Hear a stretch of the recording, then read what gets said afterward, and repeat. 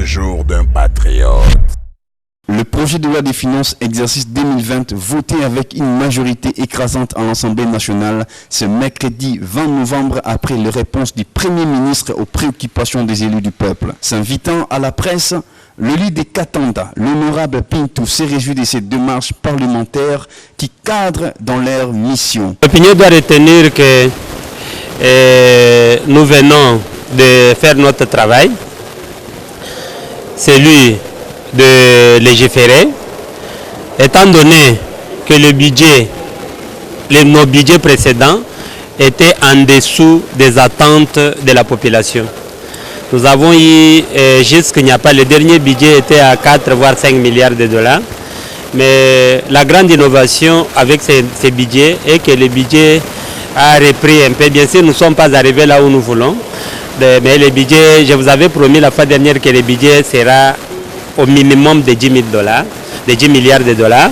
Et aujourd'hui, nous sommes à 10 milliards. Mais comme on vient de l'approuver, on a envoyé le travail à notre niveau. Il y a la commission Ecofin qui va s'y pencher. Et nous tous, nous allons contribuer pour relever ces budgets-là. Peut-être on peut aller au-delà de 10 milliards de dollars. Parlons du quinquennat du président Félix Antoine Tshisekedi qui privilégie le peuple d'abord. L'honorable Bintou invite le membre du gouvernement à respecter de manière scrupuleuse le principe de bonne conduite dans l'exécution de ces budgets. Vous savez que le quinquennat du président Félix Antoine Tshisekedi Tshilombo est déclaré le peuple d'abord. Le peuple d'abord, ça veut dire que l'ensemble des problèmes que nous allons réaliser doit répondre aux attentes de la population. Et pour que nous puissions répondre à cela, il faudrait que nous ayons un budget qui répond. C'est ainsi que nous demanderons à chacun et à chaque ministre dans son secteur de respecter ce qu'ils nous ont dit. Et il n'y aura pas de complaisance, il n'y aura pas de régime de faveur, il n'y aura pas de détournement, il n'y aura pas de corruption, il n'y aura pas autre chose qui va empêcher à ce que l'État puisse encaisser beaucoup de moyens. Alors chacun dans son secteur. Et cela, c'est un travail de chaque Congolais, journaliste, agriculteurs, éleveurs, chacun dans son domaine est appelé à contribuer. D'ailleurs, j'ai aimé la citation du Premier ministre, quelque part il a dit que nous devons maintenant engager même des poursuites sur base des signes extérieurs. Ça veut dire, tel ministre est entré, nous le connaissons comment il est devenu ministre, tel fonctionnaire de l'État, nous le connaissons comment il est devenu fonctionnaire, mais 6 mois, 7 mois après, vous le voyez qu'il est en train de nager dans une opulence incalculable.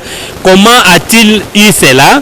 Le peuple congolais doit contribuer afin que son argent ne soit pas détourné. De son avis, la gratuité de l'éducation de base prônée par le chef de l'État demeure un processus irréversible quant à sa matérialisation. La gratuité de l'enseignement. Dans mon intervention, j'avais parlé d'un processus irréversible. Ça veut dire qu'aujourd'hui, aucun Congolais ne voudrait qu'on puisse revenir sur ce processus-là. Donc, c'est quelque chose qui doit réellement se matérialiser et c'est en train de se faire. Donc, qui est ce Congolais-là qui ne voudrait pas voir son fils étudier? On dit que lorsque vous voulez tuer un pays, commencez par tuer l'éducation. Donc, lorsque vous voulez que votre pays aille de l'avant, il faut commencer d'abord par former votre peuple. Donc, c'est l'éducation. Nous avons aujourd'hui, notre pays regorge beaucoup d'analphabètes. Pourquoi? Puisque beaucoup de familles n'ont pas de moyens d'envoyer les enfants à l'école. Chaque famille aujourd'hui va bénéficier de la gratuité de l'enseignement. La gratuité de l'enseignement n'a pas de couleur, ni de l'opposition, ni de la majorité. Ni FCC, ni CACH, ni PPRD, ni IDPS, ni n'importe quel autre parti politique. Donc tout le monde, chaque personne a un enfant qu'il envoie à l'école. Si ce n'est pas ton propre fils, c'est ton petit-fils. Si ce n'est pas ton propre fils, c'est ton petit-fils, c'est ton neveu. Donc chaque famille a quelqu'un qui bénéficie de la gratuité de l'enseignement. Nous ne pouvons que souhaiter que ça aille de l'avant.